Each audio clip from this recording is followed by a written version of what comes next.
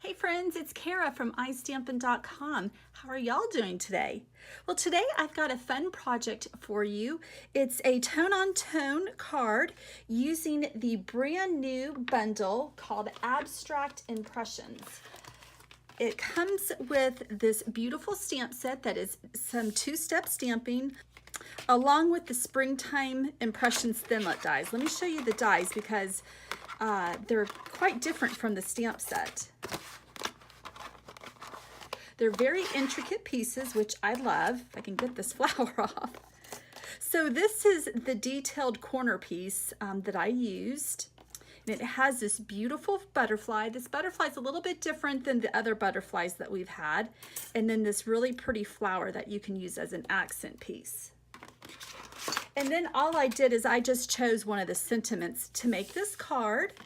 But I hope you really like it. I think it's just absolutely beautiful. You could definitely change up the sentiment and, use this for a wedding card. It's getting close to wedding season here this summer. So this would be, a great idea. But let me show you the products that you're gonna need to make this card. So again, you're gonna need the Abstract Impressions bundle, and you'll do the die cutting on your Big Shot. The ink is powder pink. And for the trim, I'm using our powder pink 3/8 inch ruffled ribbon, and then the new silver and petal pink baker's twine. Now to adhere everything, I used the fine tip glue pen to put on this intricate piece, and then just glue dots and dimensionals to attach this. This card comes together really easy. The other thing you'll need is a soft seafoam cardstock and a shimmery white cardstock. For the circle, I cut it out using our stitched shape framelits, and I'm going to be using the second largest one. All right, so let's get started. So the first thing that you're gonna do is cut a piece of soft seafoam cardstock. This is 8.5 by 5.5, and we're gonna score it at 4 1/4. So I'm just using my Simply Scored scoring tool and scoring it at 4 1/4. And then I'll just fold it in half and use my bone folder to give it a good crease. Now I've already gone and die cut the intricate piece. So this is what it looks like. What I would recommend doing is on your Big Shot, use your precision base plate, and this die cuts very easily. So that's just gonna go right here in the corner, like so. Isn't that beautiful? I just love this tone-on-tone look. I just think it's such a classic look. All right, so I'm gonna use the fine tip glue pen all over this. This is a little tedious, but trust me, it's well worth it. So I'm gonna speed this up, and I know y'all are gonna wish that you could do it as fast as, as I will be doing it when I speed up the video. So I'll see you back when I get done.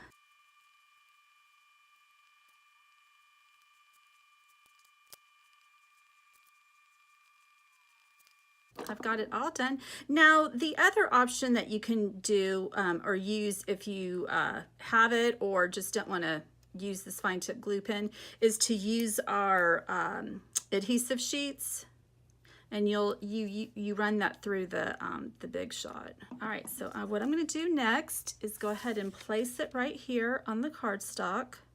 The one thing that I like to use the glue is that it gives me an opportunity to adjust it if I didn't lay it down correctly the first time, because the glue is wet and it gives you a little bit of wiggle room. When you use something like the adhesive back sheets, you're pretty much, when you lay it down, you're pretty much stuck. Now what I'm going to do is I'm going to put this off to the side because we can do our stamping while this is finishing up, drying up. But I like to place an acrylic block on top of the card, and that just really sets the glue. Okay, so the next thing we're going to do is our stamping, and I've just cut a piece of shimmery white cardstock, and I am using the sentiment that says kindness changes everything. And I'm going to get my Stampin' Pierce mat, because this is photopolymer, and the powder pink's a light color, so I want to make sure I get a good impression.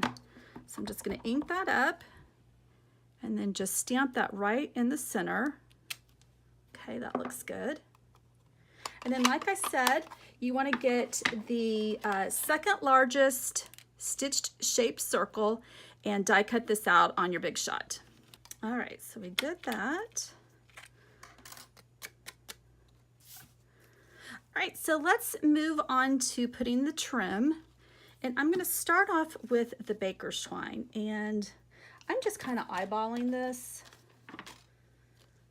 There's not really a set amount of twine that you need to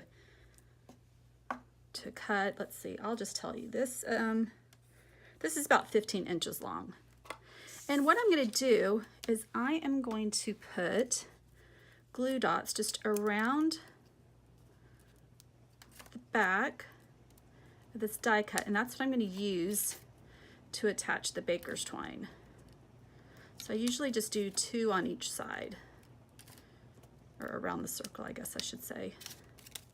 So 4 total. Okay.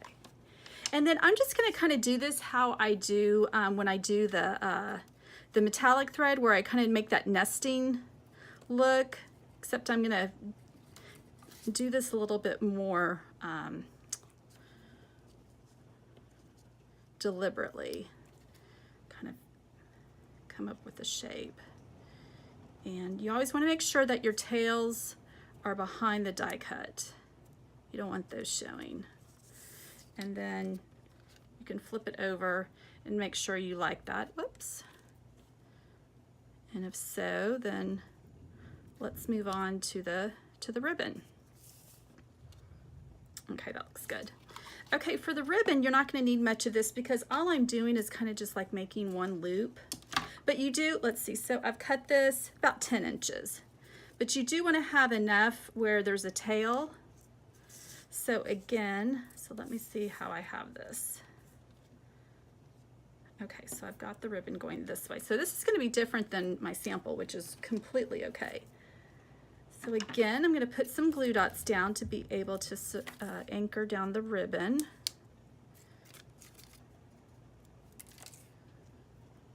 Okay, and hopefully I've got them in the right spot. I'm going to kind of turn this towards me on the left side. And what I'm doing, you know, is just kind of making just a loop like so. And then this is, oh, that looks good. So this is just going to hang down like so, and then we can come in with our scissors and cut it off at an angle like so. Super, super easy. Okay, I think our card base should be good. All right, it looks great. All right, so the next one I'm going to do is take some dimensionals, and I'm just going to place this on the back of the ribbon or on the back of the circle, kind of wherever I can find some spots, and then we'll be able to pop this up on the card.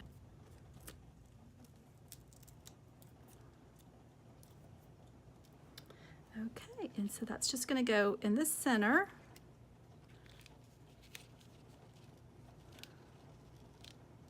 Just like that.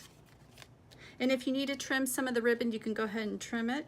But if not, that is it. I hope y'all can see the shimmer. So again, that was, and here I'll bring in my first card, my sample, so you can see that I have the ribbon going in opposite directions, which I think it looks great either way.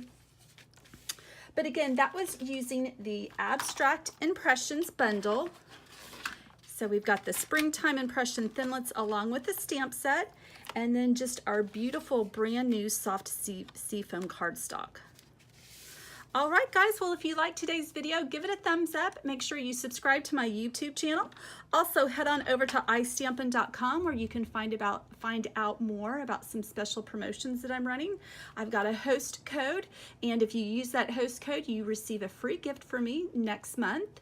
And you can read more about the iStampin Club. That's a great way to earn products in an economical way.